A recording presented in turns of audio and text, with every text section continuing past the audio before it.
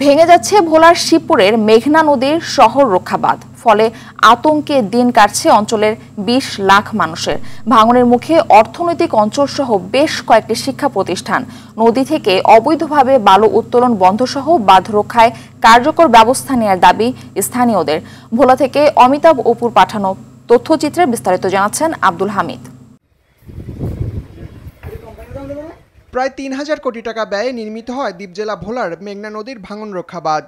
তবে গেল ৩ বছর ধরে ভাঙন শুরু হয়েছে জেলা শহর থেকে মাত্র ৩ কিলোমিটার দূরের শিবপুর ইউনিয়নে। বিগত ৫০ বছরে ভাঙন না ধরায় এখানে রপ্তানি প্রক্রিয়াকরণ অঞ্চল ইপিজেড তৈরির পরিকল্পনা হাতে নেয় সরকার। নদী ভাঙনের ঝুঁকিতে আছে ইপিজেড তৈরির সেই পরিকল্পনা। পানি উন্নয়ন বোর্ডের ৬২৬ কোটি টাকা ব্যয়ে ৪ কিলোমিটার বাঁধ নির্মাণ প্রকল্প চূড়ান্ত অনুমোদন আটকে আছে প্রশাসনিক জটিলতায়।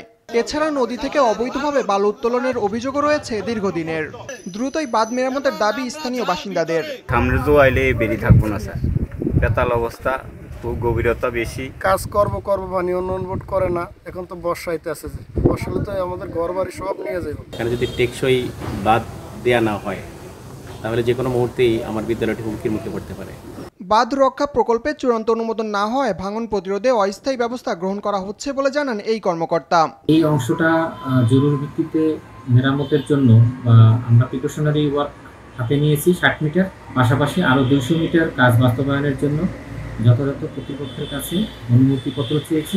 ৬২৬ কোটি টাকা ব্যয়ে ৪ কিলোমিটার নদীটি সংরক্ষণের পাশাপাশি আমরা ৬ কিলোমিটার বন্যা নিয়ন্ত্রণ বাঁধও এখানে অন্তর্ভুক্ত করেছি। প্রাকৃতিক গ্যাস মজুদ থাকায় ব্যাপক বাণিজ্যিক সম্ভাবনা রয়েছে ভোলায়। দ্রুতই বাঁধ রক্ষায় কার্যকর পদক্ষেপ নেওয়ার দাবি ভোলাবাসীর।